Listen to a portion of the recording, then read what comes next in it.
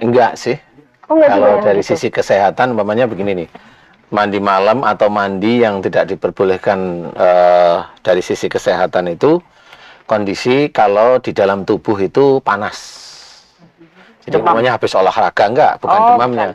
Jadi habis olahraga, kemudian tubuh kan panas nih. Nah, itu yang mandi malam kalau airnya dingin itu tidak dianjurkan. Ya.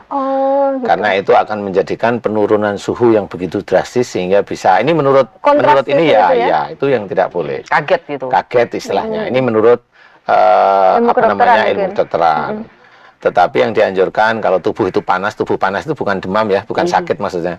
Tubuh panas itu habis olahraga atau habis ngapain, mandinya ya airnya hangat itu. Jadi boleh mandi, tapi air hangat. Hangat, ya hangat itu boleh. Jadi kalau mandi malam kemudian kena rematik, insya Allah itu belum ada penelitiannya sebenarnya sih. Nah kalau momennya dia badannya lagi enggeri-enggerian, enggeri-enggerian itu apa ya? Meriang. Nah dia mandi malam ya sudah langsung jengking. Jengking itu maksudnya langsung sakit. Jadi berarti memang pada saat itu mungkin keadaan teman saya kurang fit. Sebenarnya. Jadi pada waktu dia sebenarnya sudah meriang, radang tubuhnya radang. Dia mandi air dingin, sudah sekalian pasti akan jatuh. Tapi pernah juga Pak Ustadz, dia mandinya sebenarnya bukan air dingin, air hangat, tapi ini juga rematik juga Pak Ustadz. Nah, ya itulah yang harus kita ketahui ya. Kalau di teman-teman dokter itu kan kebanyakan memang nggak mau tahu dia mau mandi malam kayak mandi ini, yang penting dia datang ke saya, kemudian dia sakitnya apa, saya memberikan obat, selesai. Ya itu kan teman-teman dokter biasanya seperti memang di mana-mana seperti itu. Tetapi kalau kita di bengkel akhlak kan mencari nih kausa primanya, penyebab awalnya itu bagaimana.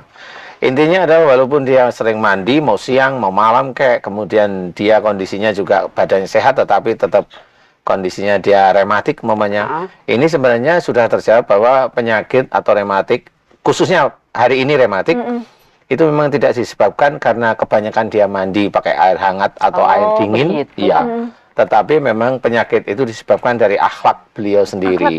Balik ke situ lagi Pak Ustadz. Iya pasti, karena itu belum pernah terpecahkan oleh teman-teman kedokteran yang beliau meneliti. Coba ayo teman-teman kedokteran meneliti bersama saya. Ayo kita setting, apalagi yang muslim nih kan begitu ya. Ayo kita set bahwa ini ada bahwa Rasul itu dilahirkan ke bumi ini, ke dunia ini memang untuk memperbaiki akhlak. Nah, salah satunya akhlak ini yang sebenarnya sudah tersimpan di dalam Al-Qur'an.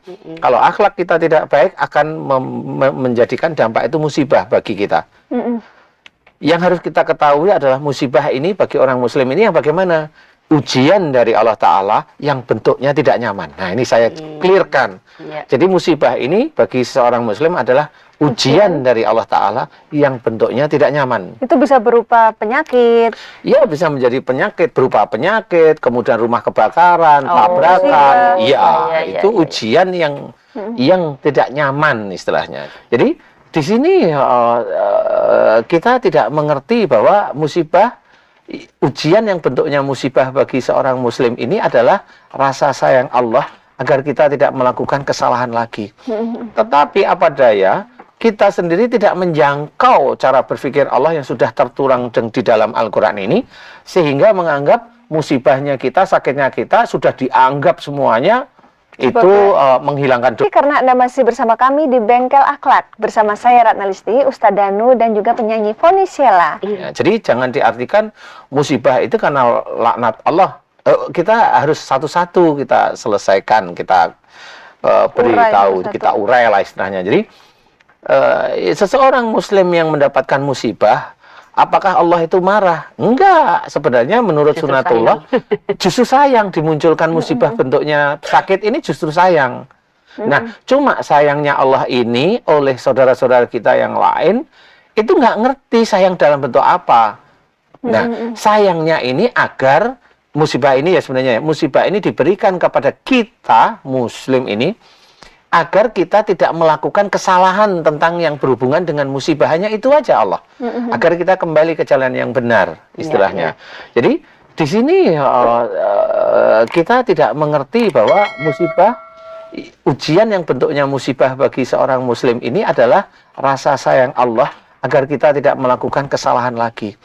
Tetapi apa daya, kita sendiri tidak menjangkau cara berpikir Allah yang sudah tertuang di dalam Al-Quran ini, sehingga menganggap musibahnya kita, sakitnya kita sudah dianggap semuanya itu menghilangkan dosa. Loh, kalau menghilangkan dosa nggak seperti itu. Oh, begitu. Jadi istilahnya sudah akhirnya orang itu tidak begitu menggubris dengan kesalahan saya apa. Contoh, kalau sebagian teman-teman itu menganggap itu menghilangkan dosa, kenapa pada waktu dia sakit, kenapa harus berobat ke dokter?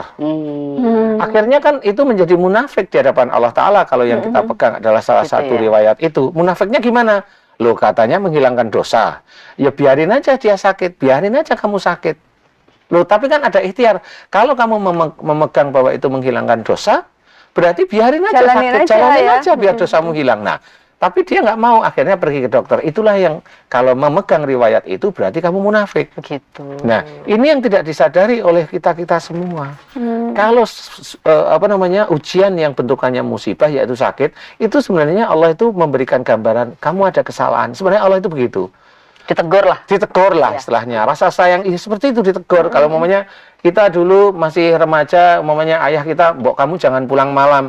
Itu karena ayah kita sayang. Bener. Makanya itu ditegur. Cuma itulah cara manusia antar manusia. Kalau Allah, ya nggak mungkin Allah itu memperdengarkan suaranya kepada kita, kan gitu.